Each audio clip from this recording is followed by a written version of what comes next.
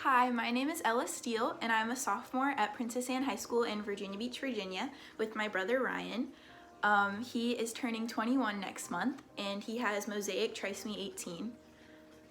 For my personal project, I chose for my topic to revolve around trisomy. This video I am creating as a resource for trisomy families and their family and friends and communities that want to learn more about trisomy and want to see firsthand experiences of trisomy families.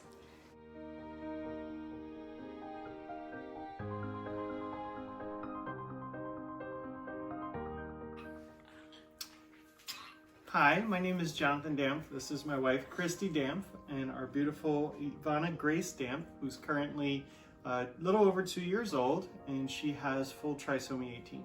Hi, I'm Angel. This is my daughter, Esme. She is 15 months old, and she has trisomy 18, which is otherwise known as Edwards syndrome. So Madison Jade McCauley is my oldest daughter. She is now 12 years old, which is hard to believe, 12 years and 5 months actually. She has full trisomy 18, also called Edwards syndrome.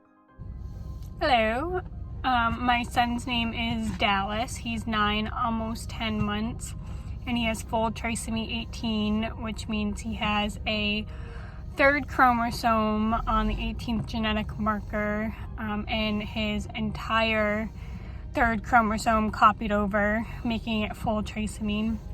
Hello, my name is Carla Dewerson. This is my daughter, Margaret Wiley. Giving you a little smile. But Wiley has trisomy 18. It is full trisomy 18. So trisomy 18 has a wide range of different symptoms across the board. Some of it is physical deformities, some developmental delay issues. Often our kids will have some type of a heart condition or breathing issues. The heart conditions often require heart surgery, and the breathing often requires a trach. And our kids also have to be on guard against cancer.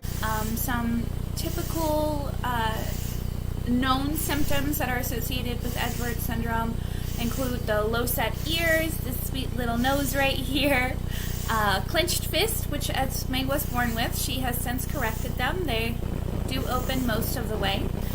Children with Edwards syndrome are known to have issues with their major organs. In Esme's case, she has a large hole between the two chambers of her heart.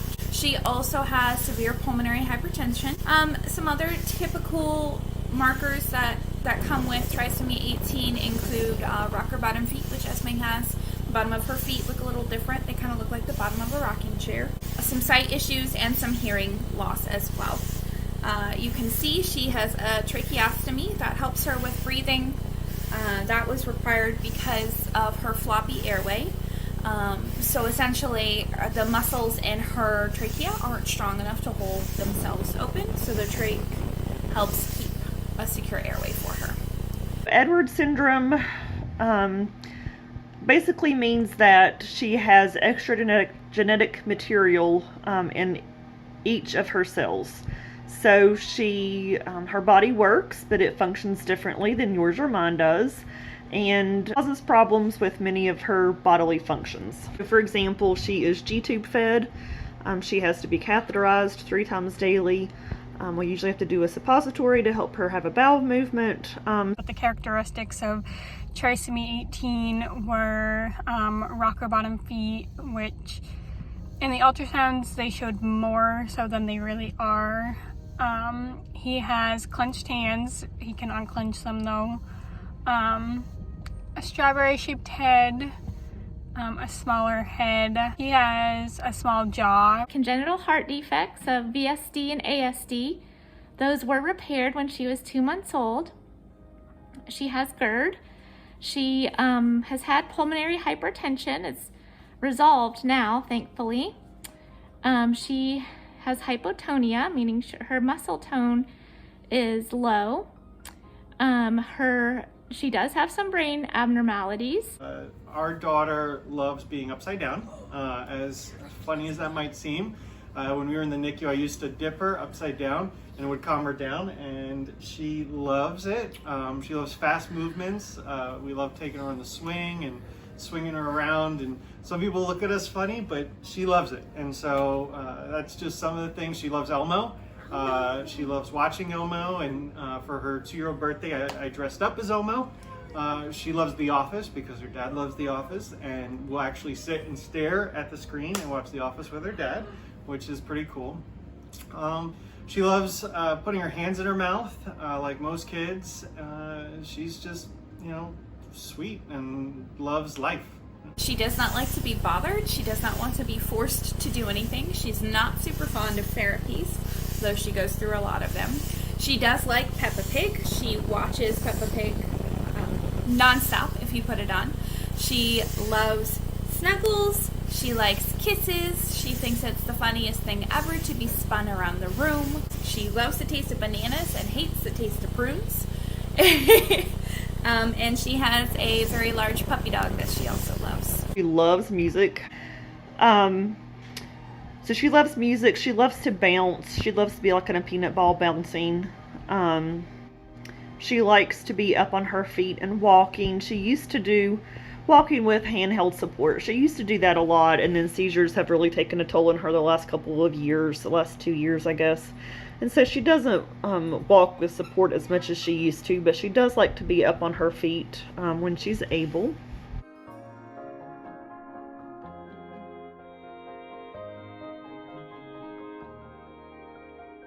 Unfortunately, we have had several scary hospital times. Definitely the prenatal period was scary, and all doctors had to go off of then at that point was just numbers and statistics, which were not in her favor. And she's had, a couple of major surgeries, open heart surgery being one. And she also had a kidney surgery that was really scary. But one of the best things, I think, and one of the things that I just adore about Madison, sometimes we have long nights and, we'll be tired and not get a lot of sleep. But when we go to check on her in the mornings, she just opens those eyes and she stretches really big and she smiles the biggest smile that there ever was. And it just makes you forget everything about that hard night or the hard day before that. And her smile just melts everything else away. It was when we first got her diagnosis, when my wife was just like 2 months pregnant. And the doctor basically saying, she was going to die. She's going to die in the womb. She's going to die within a few days after giving birth.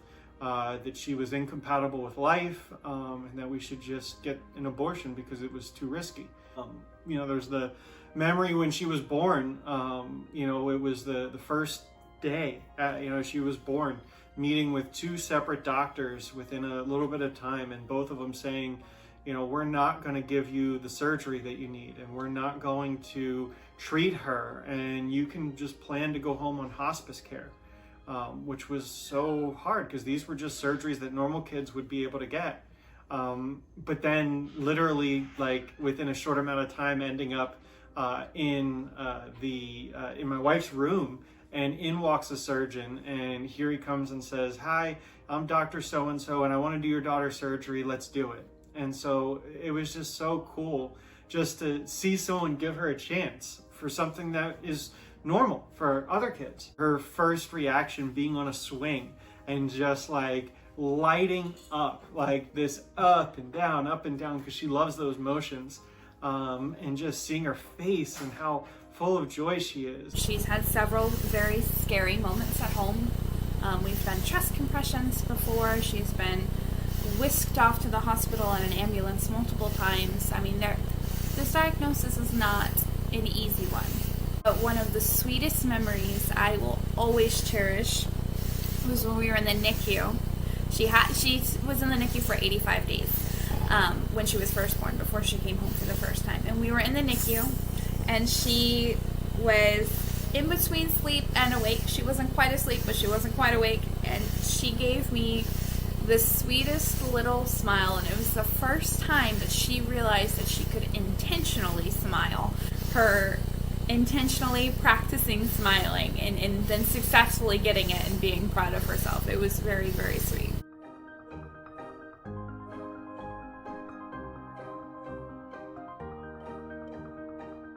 I just love all the people that having Madison has brought into our life, whether it be, doctors and nurses, therapists, of course, our soft family, there are just so many people that we would not have the connections with if it weren't for having Madison, and so I'm very thankful for that. Actually, both my husband and I had to completely rethink our careers. My husband left his career altogether and stayed home with her.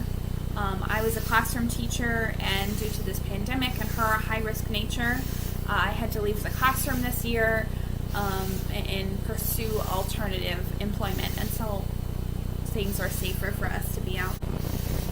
I wouldn't consider that a negative thing. I think by making those choices, we've been able to spend more time with her and really, really enjoy the time that we have with her.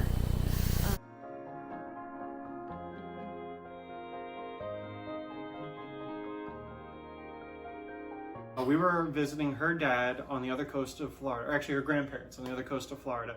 And we walked to a park, and when we got to the park, Ivana was doing one of her favorite things, swinging on the swing. And up comes this mom with her little girl who's walking up, and she starts saying baby, and comes up to Ivana, and it was cool because we saw and noticed some of the markers for a different trisomy diagnosis, trisomy 21 Down syndrome. And this little girl who, after we talked with the mom for a little bit, had Down syndrome, and we shared our daughter's diagnosis, which is trisomy 18, and it was just cool seeing these two kids interact as we were sharing with the mom our stories and our 3 months in the NICU and all of our hospital visits and doctor's appointments, and she was sharing with us hers, and it was just cool to see out in public two trisomy kids interacting with one another. Now, I really can't say that we've had a lot of negative experiences. I mean, I feel like overwhelmingly people have been positive in our interactions and stuff with Madison. There were times, especially when Emma was really young, that people would assume I had twins, and it was like if we were just in, running to Walmart to get something quick, it was just easier to kind of nod my head or whatever and just let them kind of go with that thought and trying to explain, well, my oldest child has trisomy 18. And not too long after he had come home, I had to go to the store, and we were at the checkout line, and he's in a wagon with obviously his trach and his ventilator, and the girl kept looking at him, and she said he was very cute, which I get a lot because he's very adorable. She ended up asking if he was okay. And so I said, yes, he is okay. And then she looked at me, she goes, I'm so sorry, he's sick. And I smiled, and I was like, well, thank you, but he's not sick. And she's kind of stared at me what do you mean he's not sick?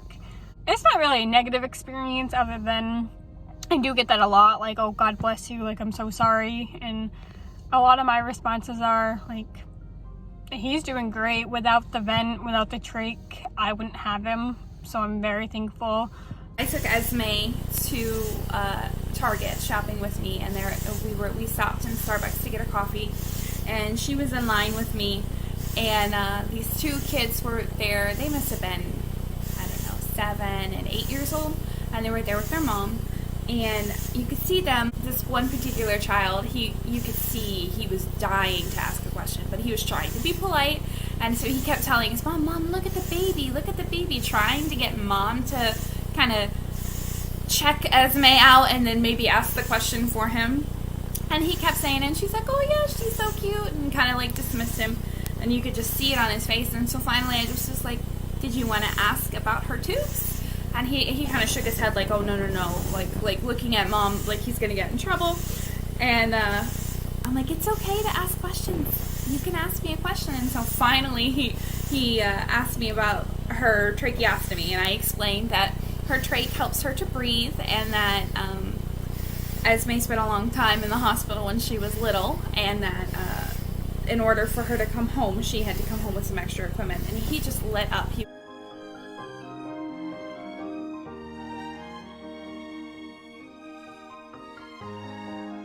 In a lot of ways, it has made our core immediate family a lot closer because we have to rely on each other to get through day to day. But I would say it probably has affected some of our extended family relationships just because we don't get to see them as often, interact with them as much as other family members do. Honestly, I think that's one of the best things that has come out of this. My family has grown stronger. I mean, they really rallied together. my husband and I, our relationship has strengthened tenfold throughout this process. There's no way I would have been able to get through my pregnancy with her and all of the challenges that she's faced without him standing by my side. And my mom and my dad have been super supportive, my siblings, and we really have had a really strong family connection over this, and everybody has rallied together to learn what they need to learn about her, support us how they can, we are very blessed in that sense. It's definitely brought us closer together. So our family dynamic, I think, has changed because we now have nursing 24/7. So there's a nurse here all the time. It's brought a lot of love into the house. My mom, who lives in New Jersey, we live in South Florida, comes down and visits a lot more often. Yes, it's changed and the family dynamic is different, but I'd say sometimes when you go through difficult seasons or a trial or some circumstances, it brings people together and really shows a lot of who we are. From the in-laws to my family to the nurses who are a part of our family now.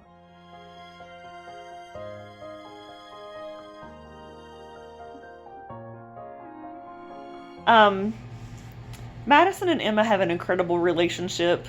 Again, Madison is our oldest child and Emma is younger, so and that's the only two children that we have. So Emma doesn't know anything different of having like a typical developing sibling.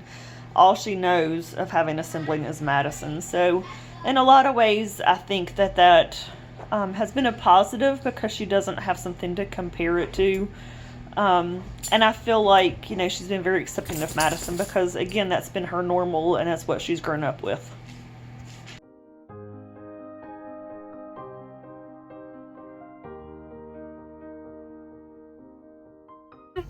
I'm more of a homebody anyway. I have one solid group of friends, and I live with two of them. So I wouldn't say that my social life has changed drastically. I will say that when I'm around friends and family, I'm a little bit more cautious and a little bit more stressed out about people holding him. On the one hand, we're definitely a lot more on guard. I know some families are more on guard than others. Some families don't go out at all, but we made the commitment that our daughter was going to have a life and it was going to be well lived. We made that commitment to each other and for her. In general, we still do things, and I think it's important for us and for her to live life to the fullest that we do that. We always take precautions, like, before someone comes over, we visit, we ask, have you been sick? Has anyone else been sick? Just making sure we're really, really, really good at washing our hands and getting dressed when we come in the house from being out at work or going to the store. And so those are just some of the precautions, but overall, we still want our daughter to have a life as well as ours, because if we just stay home, she's going to miss out on the world and the world's going to miss out on her. Like, Esme comes with a lot of equipment. She has a ventilator. She has a suction machine that comes with her. She has a feeding pump. So there's a lot of extra stuff that comes with her. So we have to be very strategic about where we're choosing to go. Can we take all of that stuff with us? But Esme goes with us. I mean, she's been to the beach. She's been on vacation. She's gone to dinner with us. She can go just about anywhere. It's just a little bit more of a process. We don't have a lot of a social life, to be very honest. I have to kind of, almost laugh, not cry in the situation we're in where, like, the whole world is having to quarantine. I feel like basically we do that every fall, winter, and early spring anyway. It was just happened to be that when everybody went into quarantine in March, that was when we would kind of usually start to emerge out of what I called our kind of hibernation period. Because basically we didn't call it that, but we would quarantine for, several months of the year anyway, to the, most we could as far as a social life. Now we would still go to work and things like that, of course. But, not going out to gatherings, not having friends over and that kind of stuff in the wintertime.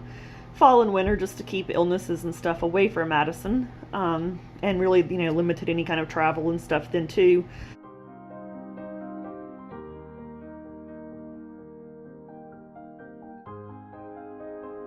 Just the fact that he was going to make it.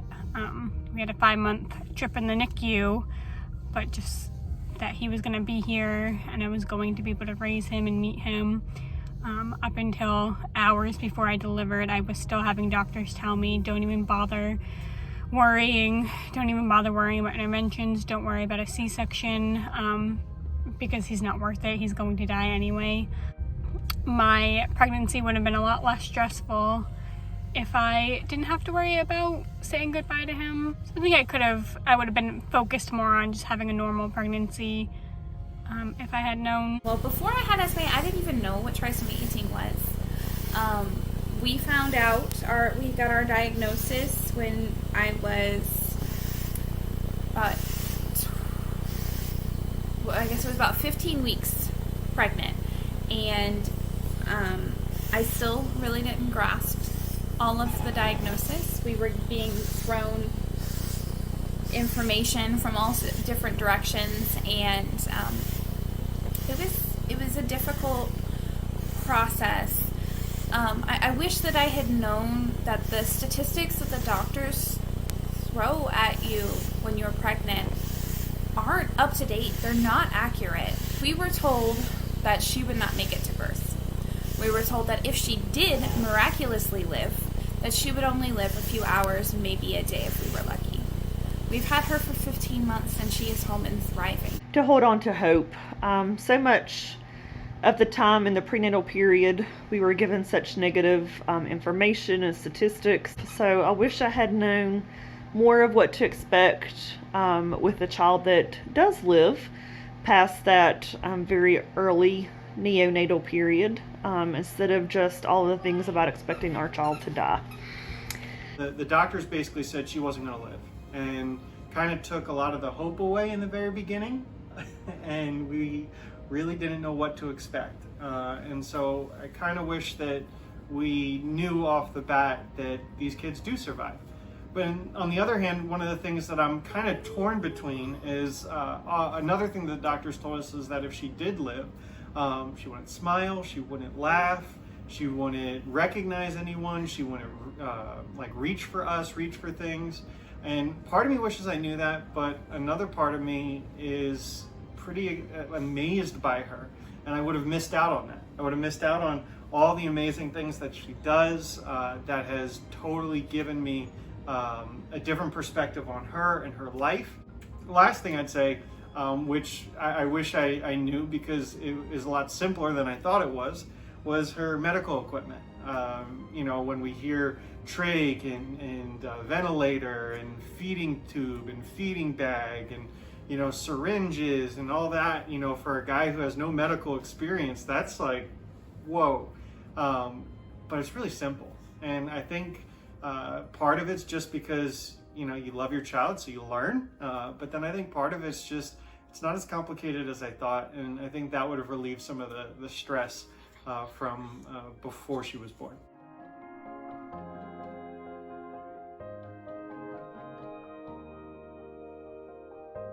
I do think having some of the groups online are helpful to share information. You also have to be careful with it. I have to kind of balance it out sometimes. There are times that children are going through a really hard time, or, a lot of the newer moms that are expecting, seeing the hard times that they go through over and over again can be very exhausting. Internet support on Facebook has been amazing. If you Google trisomy 18, it's scary. You can't really get a lot of doctors' opinions.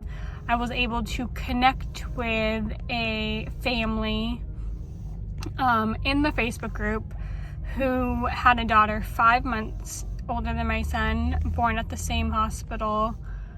So she actually came and visited my son in the NICU. So I got to meet her daughter with trisomy 18, and that was amazing. So with a trisomy 18 diagnosis, the internet can be a scary thing. When I was pregnant with Esme, I avoided at first I Googled everything, and you go down the rabbit hole and all you find is these negative, scary stories that are preparing you for your unborn child to die. So I avoided it for a while. I started to reach out to some Facebook groups. I joined one trisomy group online that I found was still in that very negative mindset, and they were all about supporting and uplifting parents through grief, but their focus was on grief support. Then I had a mom from that group invite me to a separate Facebook group that was filled with parents of children who have lived and survived and thrived. And so those parents were uplifting parents with a prenatal diagnosis and giving them hope. And that support system right there was the hugest impact. I mean, I was able to ask all sorts of questions. I mean, we learned more from other parents and their experiences with medical diagnosis related to trisomy 18 than we did the doctors. I guess I would hope that anybody listening to this would know to be careful about what information you take on the internet, because some people, their focus and support will not align with what your goals are. So right after we got the diagnosis, we put it out there, some of what she had, and immediately on social media we got some support, and we ended up meeting with another family who had a little girl who had trisomy 18 or has trisomy 18, and it was just so important to get that help, just to see her. And then as we joined some of these online support groups, the hope, the hope of the 4-year-olds and the 5-year-olds and the 10-year-olds and the teenagers, and that these kids do live and survive and have so many good memories that they make with their families, just all the pictures that families post and the milestones that they hit. I mean, it's so important. And the first family that we met, just them walking us through some of the simplest things, like, okay, this is what the feeding bag's going to do and look like, and how do we get the insurance that we need in order to care for her. And so there's just so much experience that can be offered.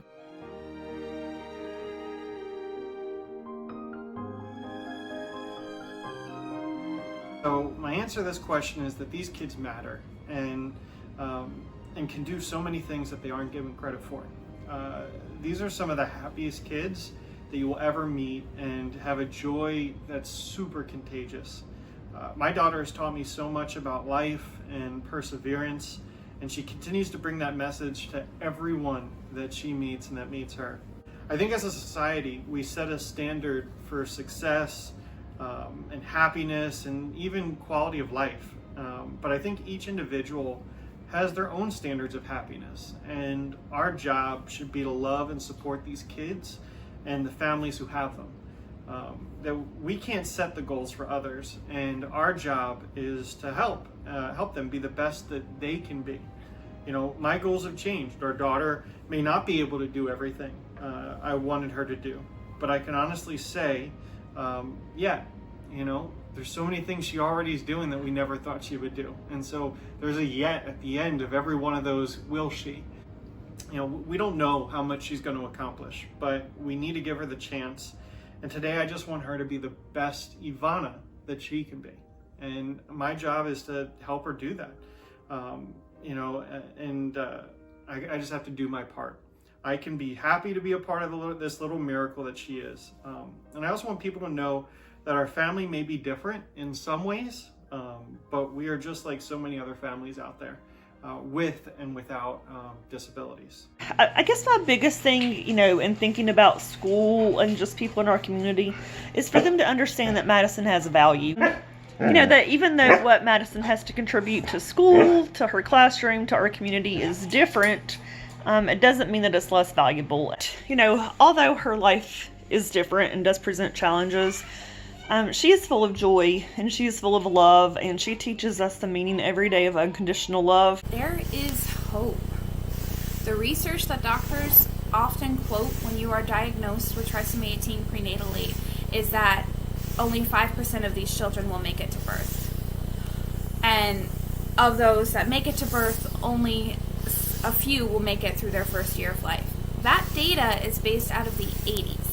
People have to understand that there are so many children with Edwards syndrome that are out there thriving. Yes, their life looks different. Yes, they've gone through some medical procedures.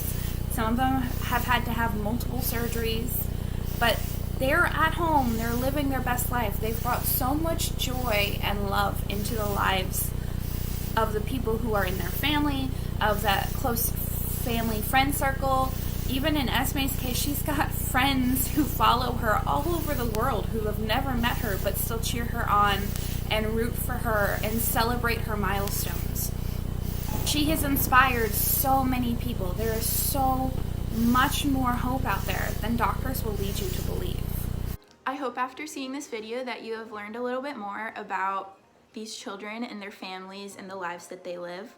If you would like to access any more resources on this topic, you can check out the support organization for trisomy 18 and 13 at www.trisomy.org. And thank you for watching.